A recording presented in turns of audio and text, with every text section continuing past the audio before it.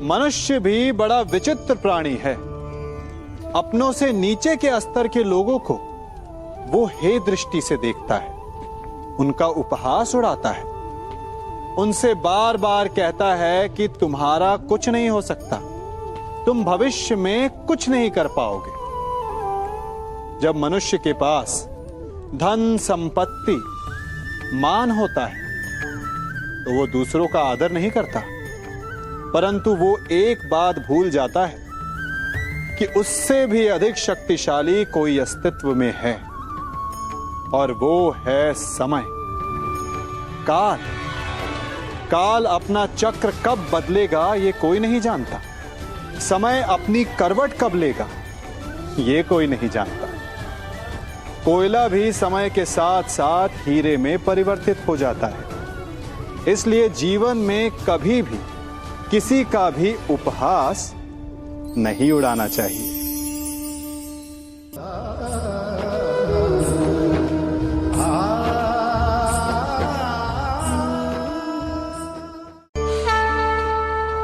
गर्व, अभिमान और अहंकार, ये तीनों सुनने में एक जैसे लगते हैं, परंतु तीनों का अर्थ भिन्न होता है और परिणाम भी।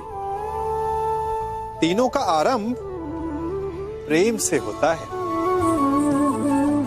स्वयं से प्रेम, परिश्रम हमारे मन में गर्व को जन्म देता है और सफलता अभिमान जगाती है। यहां तक ठीक है, परंतु जब ये भावना अहंकार बन जाती है तब वो समस्या बन जाती है, क्योंकि सबसे बुरा अंत अहंकारी का ही होता है।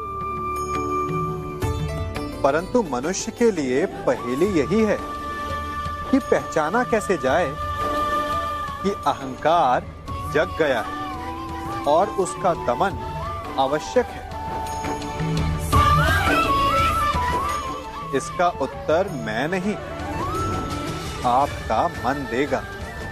जब तक आप स्वयं से प्रसन्न हैं, जब तक आप सबसे ऊंचा उठने का प्रयास कर रहे हैं, तब तक ठीक है। परंतु जब आपके मन में दूसरों को नीचा समझने का भाव आ जाए तो सावधान हो जाइए, क्योंकि यही अहंकार है जो वास्तव में आपको हीन कर रहा है।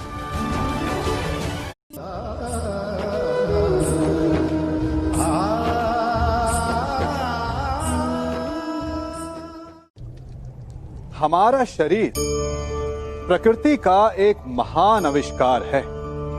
इससे जटिल संरचना संसार में और कोई नहीं। हमारा शरीर जितना जटिल है, यदि इसे ठीक से जाना जाए तो इससे अधिक सरल ज्ञान देने वाला और कोई नहीं। हमारे शरीर में पंच इंद्रियां होती हैं जो हमें भाव, गुण और वस्तुओं का बोध कराती हैं। हमारे पास आंखें हैं, नाक है, स्पर्श के लिए त्वचा है, कान है और जीभा है। सबका भिन्न भिन्न कार्य है। आंखों से देखना, कानों से सुनना, नथनों से श्वास लेना, त्वचा से स्पर्श करना और जीभा से स्वाद लेना। परंतु क्या आपने कभी सोचा कि प्रकृति ने हमें 2 आंखें दी, 2 नथने दी, 2 कान दी, स्पर्श के लिए ये पूरा शरीर दिया, परंतु जीभा केवल 1 दी? ऐसा क्यों? क्योंकि प्रकृति चाहती है कि हम देखें अधिक, सुने अधिक और ज्ञान अधिक अर्जित करें, बोले कम। क्योंकि अधिक वाचाल नाश को निमंत्रण देता है। स्मरण रखिएगा।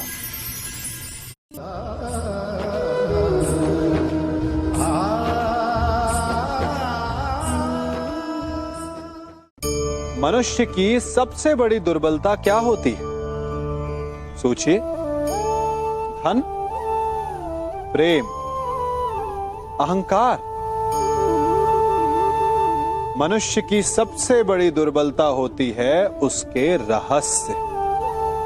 चाहे आप कितने भी शक्तिशाली क्यों ना हो, कितने भी प्रबल क्यों ना हो, परंतु उसके रहस्य उसके नाश की चाबी होती है। इसलिए यदि प्रबल रहना है, शक्तिशाली रहना है, समर्थ रहना है, तो अपने रहस्य को किसी को भी ना बताएं, ना मित्र को और ना ही शत्रु को, क्योंकि समय पड़ने पर कब कौन शत्रु हो जाए ऐसा कहना संभव नहीं। विभीषण को रावण के अमृत कुंड का ज्ञात था, इसीलिए प्रभु श्री राम रावण का वध करने में सफल हो सके। इसलिए उचित यही है कि आप अपने रहस्य को स्वयं तक ही सीमित रखें।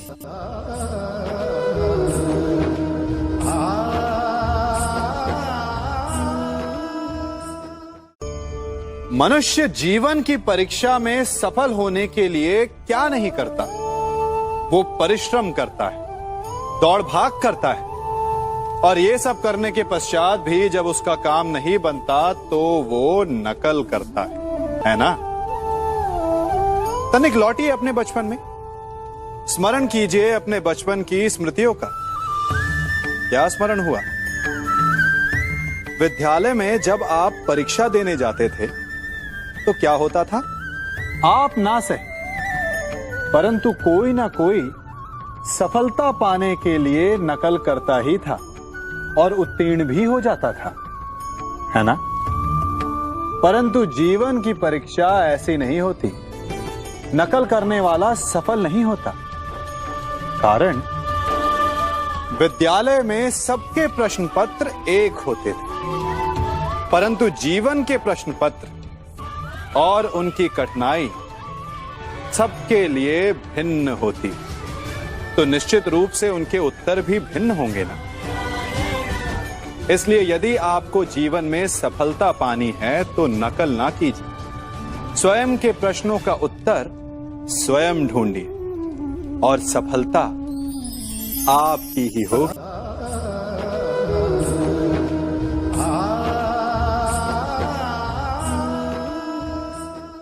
जब सागर का जल वाष्प बनकर उड़ता है तब वो हमें दिखाई नहीं देता।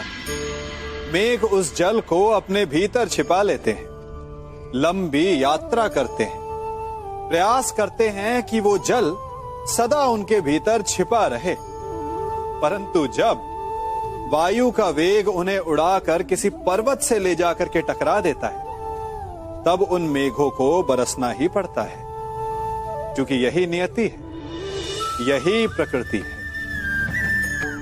क्योंकि जल को सागर में जाकर मिलना ही है।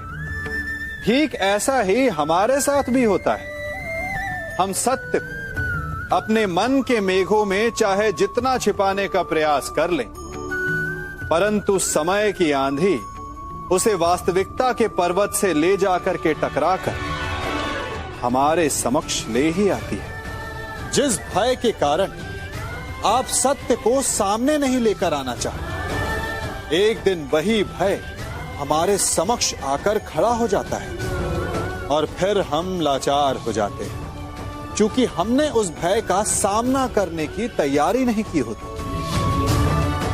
इसलिए सत्य से भागे नहीं, उसे छिपाए भी नहीं, उसे स्वीकार करें। भविष्य की बड़ी विपत्ति से बच जाएंगे।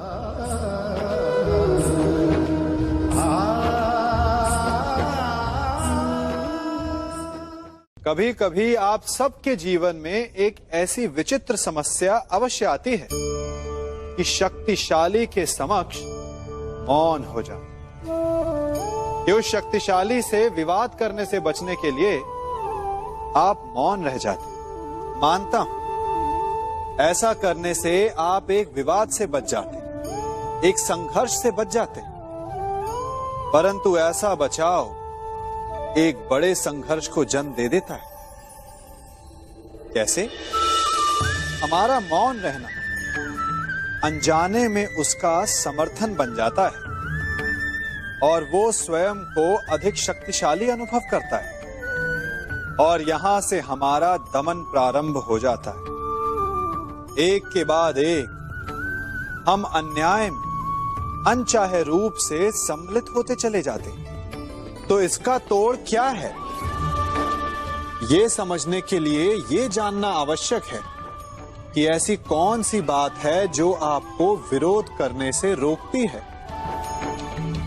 ये सामने वाले की शक्ति नहीं जो आपको रोकती है, ये आपके भीतर छिपा भय है जो आपको रोकता है। हाँ, कभी कभी भय आपकी सुरक्षा अवश्य कर सकता है, परंतु साथ साथ ये भी जानना आवश्यक है कि ये भय ही है जो आपको मौन भी रखता है। इसलिए अपने मन से भय को निकालिए और खुलकर अनीति का, अन्याय का विरोध कीजिए, और फिर देखिएगा आपका मन कितना मुक्त, कितना हल्का अनुभव करेगा।